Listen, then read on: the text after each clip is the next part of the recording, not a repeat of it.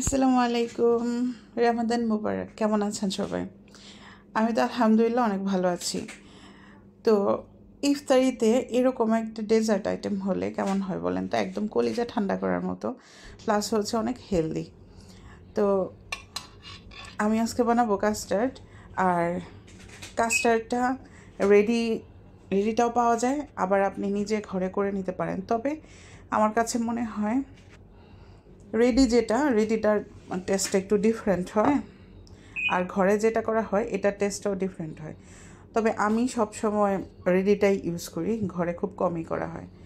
তো আমার কাস্টার্ডের স্বাদ বাড়ানোর জন্য আমি এর মধ্যে 2 চামচ গুঁড়া দুধ দিয়ে দিছি। ট্রাস্ট মি, এটার সাথে গুঁড়া দুধ অ্যাড করলে মানে অসম্ভব, একদম খুবই মজা হয়, একদম মুখে লেগে থাকার মতো মজা, প্লাস হচ্ছে অনেক হেলদিও। তো আল্লাহ হাফেজ, ভালো